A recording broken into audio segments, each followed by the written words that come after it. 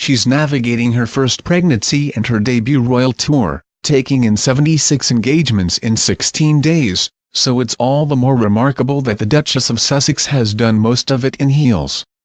The mother-to-be has only been seen in flats 7 times throughout her 41 outfit changes, preferring to stick to her sky-high stilettos, but it seems as though she may be paying the price.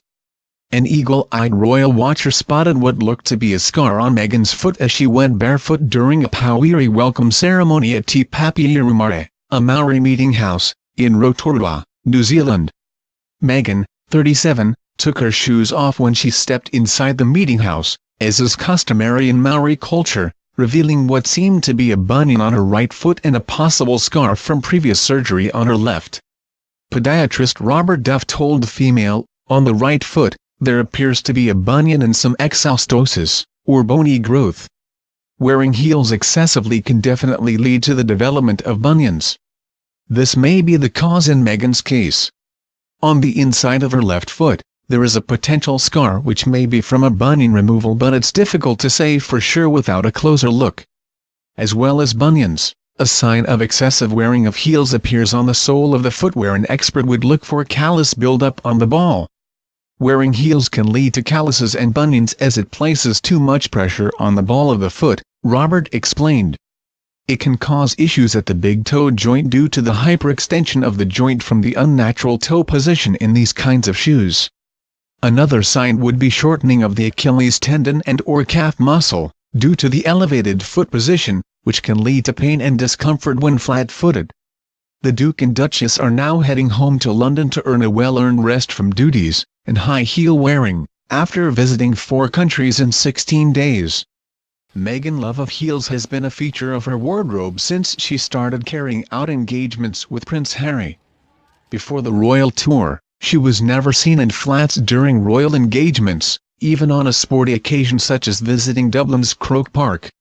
It's previously been suggested that the Duchess, who stands at 5 feet 6 inches, tries to minimize the height difference with her husband, who is a towering 6 feet 1 inch. This is because the canny former actress knows how a height discrepancy between two people can create an unbalanced look in pictures. Celebrity photographer Glenn Grattan told Female, "Couples with a big height difference look slightly unbalanced in pictures, and often the smaller of the two ends up looking even smaller and is constantly looking up at their partner."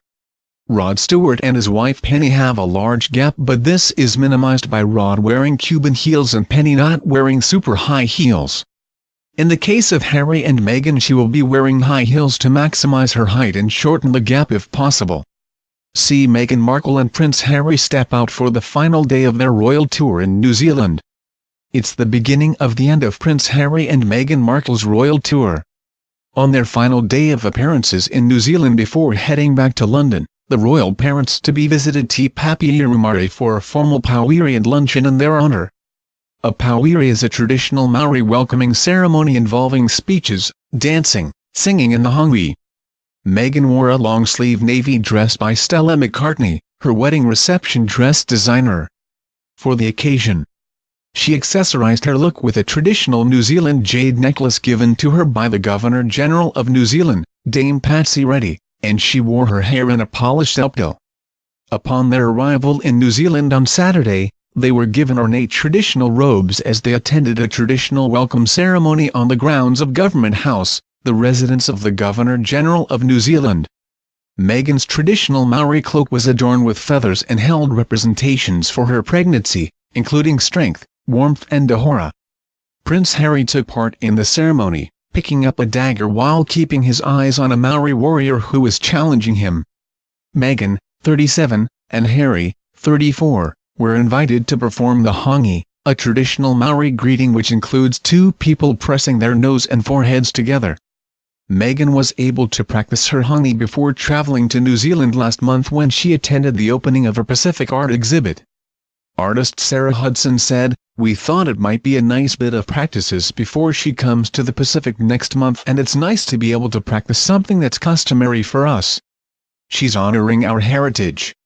It was not, however, Meghan's first hongi. That came in April this year when she and Harry attended a dawn service on Anzac Day in London. The royal couple started their whirlwind 16-day tour down under in Sydney, with a number of day trips to other areas of the country, and kicked off the 2018 Invictus Games before spending a few days in Fiji and Tonga. They returned to Sydney for the end of the Invictus Games before heading to New Zealand to wrap their tour.